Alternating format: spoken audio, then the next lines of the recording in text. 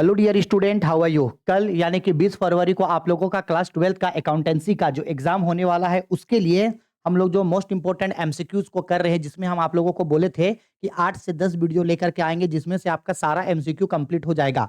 तो उसी सीरीज को हम लोग आगे बढ़ रहे हैं। अब हम भूल चुके हों कि ये एग्जैक्ट वीडियो का सीरियल नंबर कितना होने वाला है, लेकिन इस वीडियो में आज जो हम लोग करने वाले हैं वो इंपॉर्टेंट है।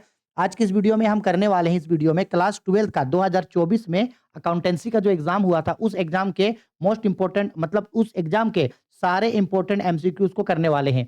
और आप लोग खुद देखना कि पिछले साल अकाउंटेंसी का जो एग्जाम हुआ था, उसमें कितना अच्छा अच्छा क्वेश्चन पूछा था। और अकाउंटेंसी में ना आज तक तो देखा यही गया है कि अकाउंटेंसी में आपको कॉन्सेप्ट बेस्ड क्वेश्चन नहीं पूछता है। डिट्टो एकदम बुक का जो क्वेश्चन होता है, एनसीईआरटी का जो क्वेश्चन होता है, आपके एसके सिंह का या बाकी गेस्ट पेपर का जो क्वेश्चन होता है, एकदम डिट्टो वही क्वेश्चन उठा करके दे देता है। तो उम्मीद यही है कि इकोनॉमिक्स का जैसा कम से कम अकाउंटेंसी में तो आप लोगों को नहीं घुमाएगा, अकाउंटेंसी में आप लोगों का बुक का ही क्वेश्चन देगा। ठीक है, चलो एक एक करके सारे एमसीक्यू को हम लोग डिटेल में अच्छे से करते हैं, और मेरे साथ साथ आप लोग भी बताते जाना कि आप लोगों का कितना कितना क्वेश्चन जो है वो यहाँ से सही बन रहा है। ठीक है, चलो आओ।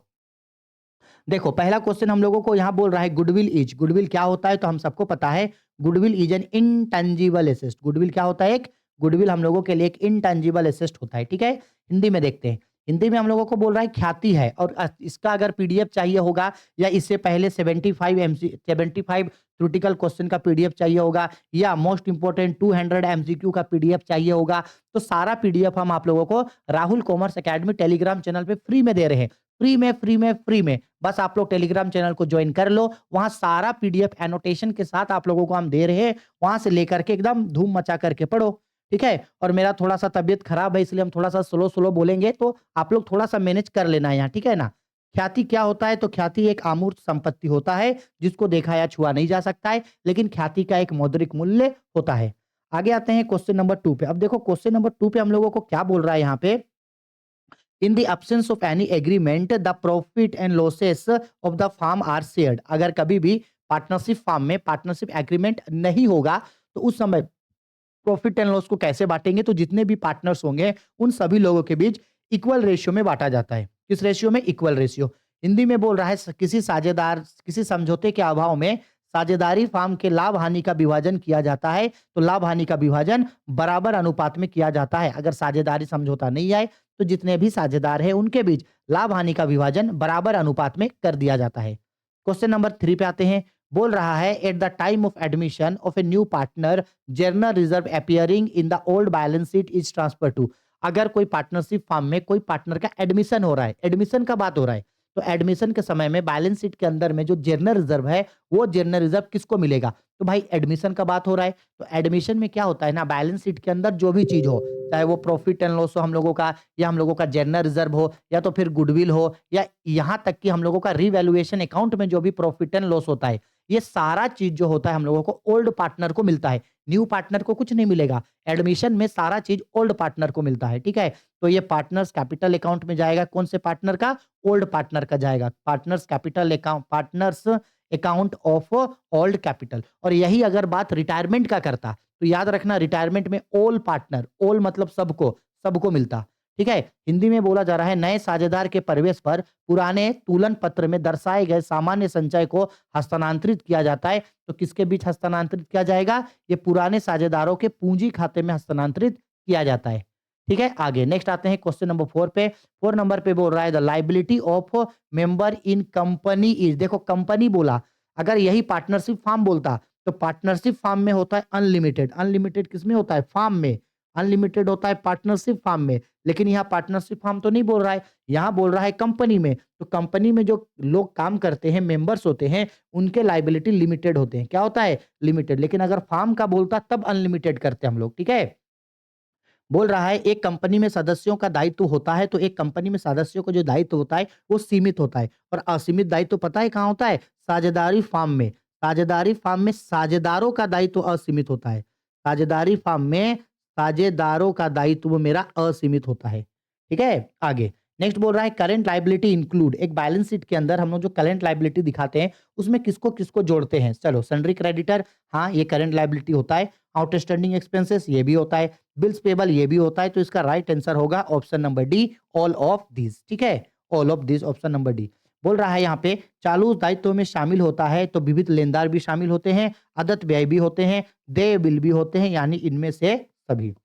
नेक्स्ट आगे बढ़ते हैं क्वेश्चन नंबर 6 पे। क्वेश्चन नंबर 6 पे देखो हम लोगों को यहाँ पे क्या बोल रहा है, a joint stock company is, तो a joint stock company is an artificial legal person. एक जॉइंट स्टॉक कंपनी क्या होता है, आर्टिफिशियल लीगल पर्सन। इससे पहले लास्ट वीडियो ही जो हम डाले थे वो हड़बड़ी के चक्कर में हम इसका ऑप्शन थोड़ा सा गलत बता दिए थे।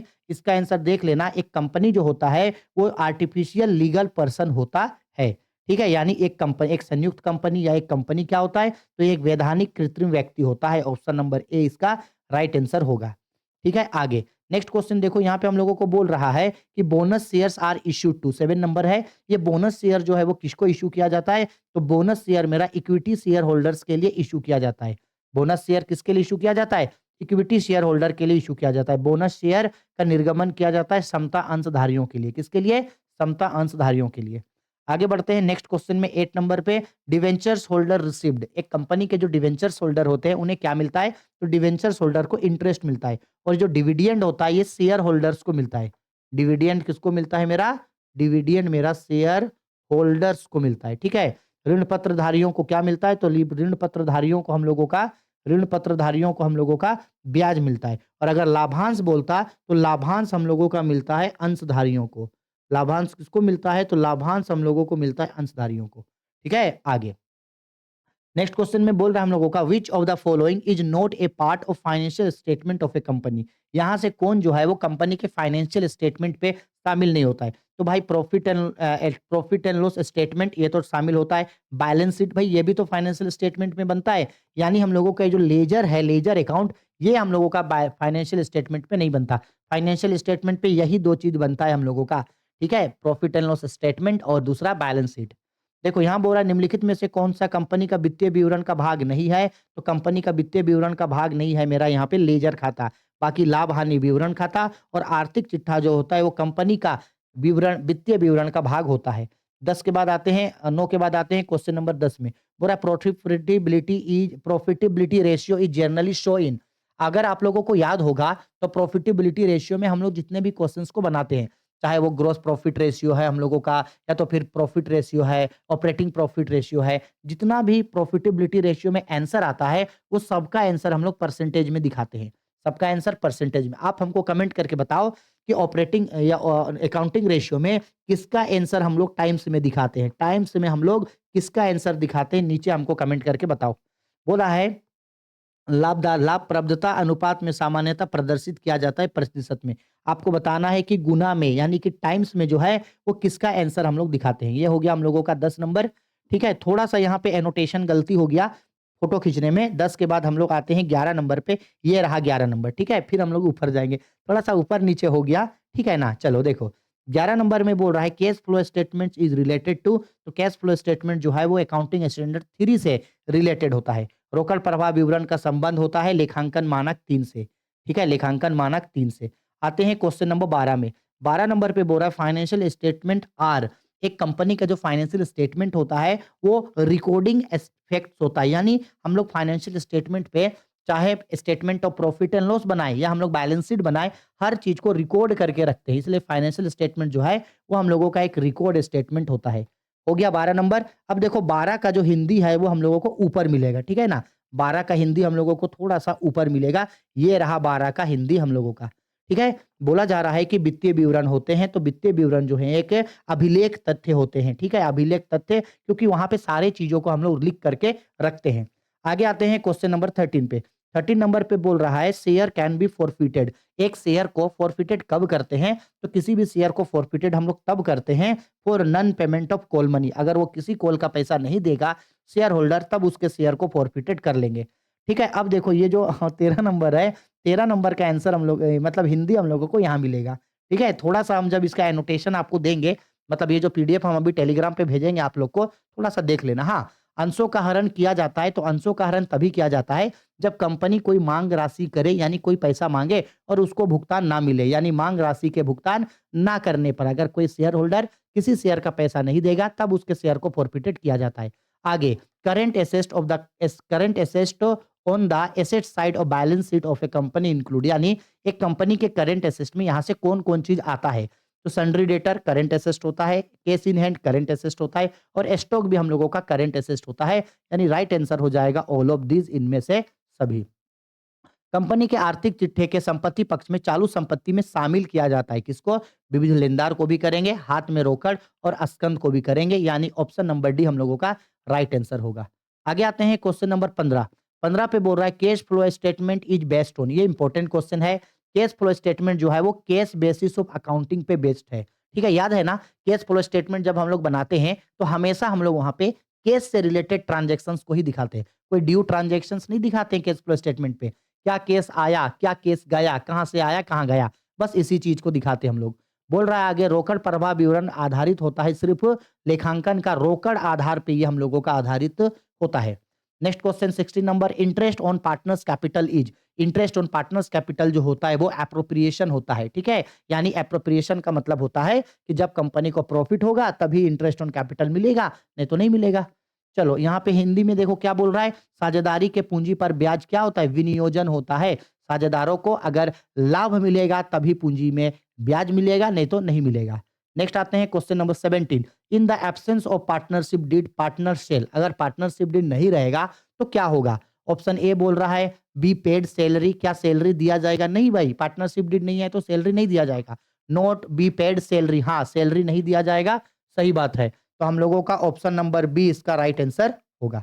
आते हैं हिंदी में क्या बोल रहा है, साझेदारी संलय के अभाव में वेतन दिया जाएगा? नहीं, वेतन नहीं दिया जाएगा। वेतन नहीं दिया जाएगा, हाँ वेतन नहीं दिया जाएगा। ठीक है, आगे आते हैं नेक्स्ट क्वेश्चन पे। क्वेश्चन नंबर थोड़ा सा अगर नहीं दिखेगा तो थोड़ा सा मैनेज कर लेना। हाँ, ये हम लोगों को बोल रहा है कि जनरली डिवेंचर्स आर, जनरली जो डिवेंचर्स होता है वो क्या होता है? सिक्योर्ड, अनसिक्योर्ड, पार्टली सिक्योर्ड या नन ऑफ दिस। तो जनरली एक जो डिवेंचर्स होता है वो सिक्योर्ड होता है, यानी फुल्ली सिक्योर्ड होता है, क्योंकि डिवेंचर में आपका पैसा डूबने वाला नहीं है, क्योंकि वो एक तरीके का लोन होता है ना भाई, तो लोन का पैसा तो कंपनी वापस करेगा ही, इसलिए डिवेंचर्स को जो है वो सिक्योर्ड माना जाता है।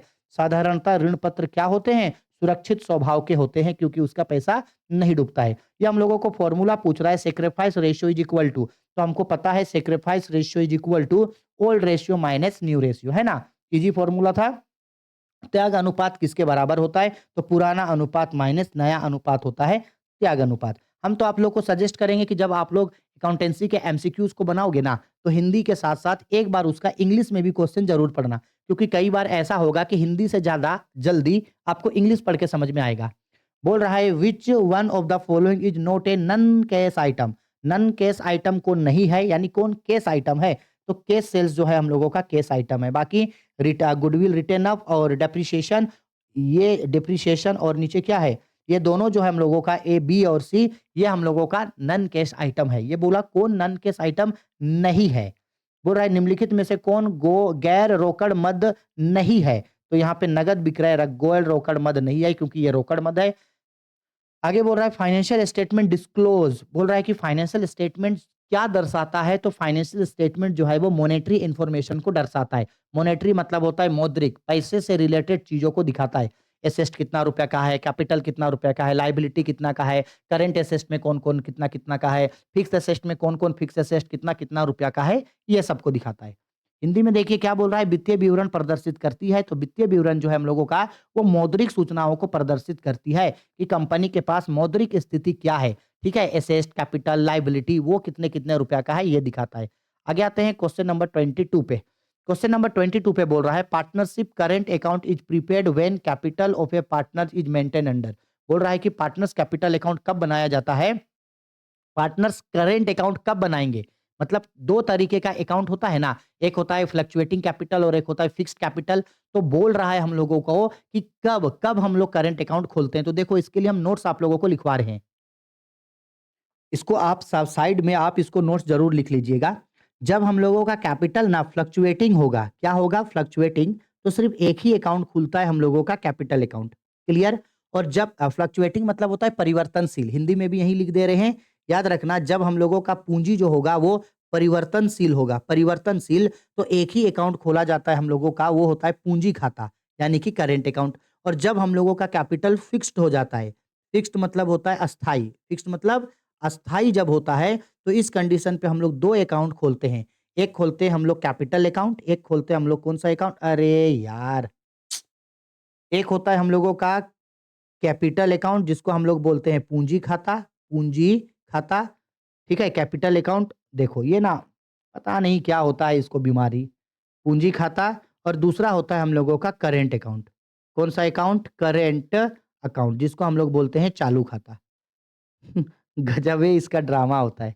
अब देखो क्वेश्चन में क्या बोला था कि हम लोग को करंट अकाउंट कब खोलते हैं, ये बोल रहा है ना।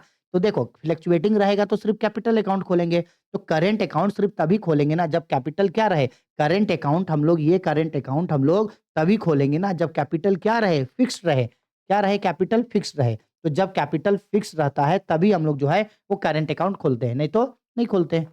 ठीक है, आया समझ में मेरा बात? अच्छा से इसका स्क्रीनशॉट लिख लेना।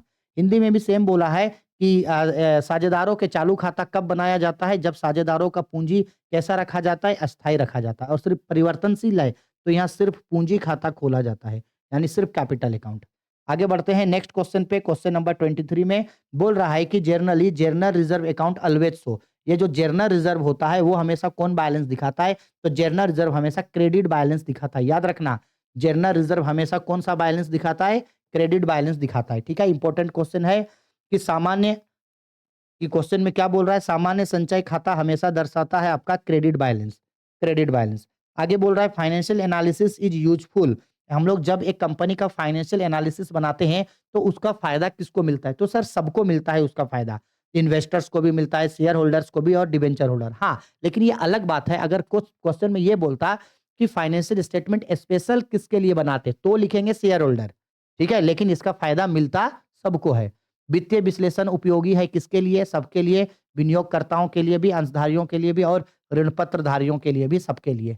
ठीक है, आगे नेक्स्ट बोल रहा है which of the which of the following is not A profitability ratio. यहां से कौन प्रॉफिटेबिलिटी रेशियो नहीं है? तो देखो ग्रोस प्रॉफिट रेशियो प्रॉफिटेबिलिटी होता है, नेट प्रॉफिट रेशियो प्रॉफिटेबिलिटी होता है, करंट रेशियो भी होता है। कौन नहीं होता है? ऑपरेटिंग, एक मिनट गलत बोल दिए। ऑपरेटिंग रेशियो तो होता है भाई, ये नहीं होता है ना हम लोगों का। ये करंट रेशियो हम लोगों का नहीं होता है। क्यों? क्योंकि करंट रेशियो हम लोगों का करंट रेशियो हम लोगों का दूसरा रेशियो का पार्ट होता है।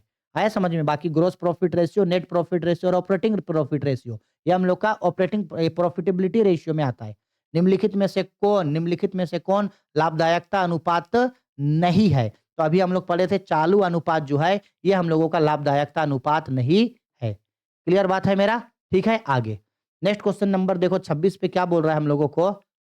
26 नंबर क्वेश्चन पे बोल रहा है what is show in the balance sheet. Balance sheet में हम लोग जो है वो किस चीज को दिखाते हैं? ठीक है, option A accuracy of books of accounts, accounts कितने अच्छे से बनाए इसको दिखाते हैं। नहीं भाई।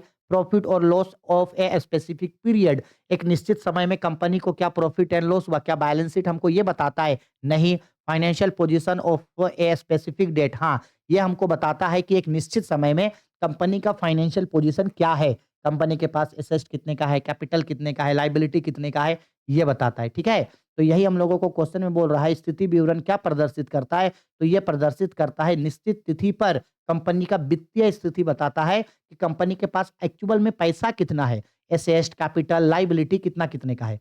देखो ये बोल रहा है कि dividend is usually paid on, बोल रहा है कि डिविडेंड जो है वो किस पे दिया जाता है? तो याद रखना डिविडेंड हमेशा पेड अप कैपिटल पे दिया जाता है। किस पे दिया जाता है? पेड अप कैपिटल पे। यानी जब कंपनी शेयर इशूड करेगा और पब्लिक उसका शेयर खरीदेगा और जो शेयर का पैसा पब्लिक कंपनी को पेड किया है उसी पेड अप कैपिटल पे कंपनी डिविडेंड देगा।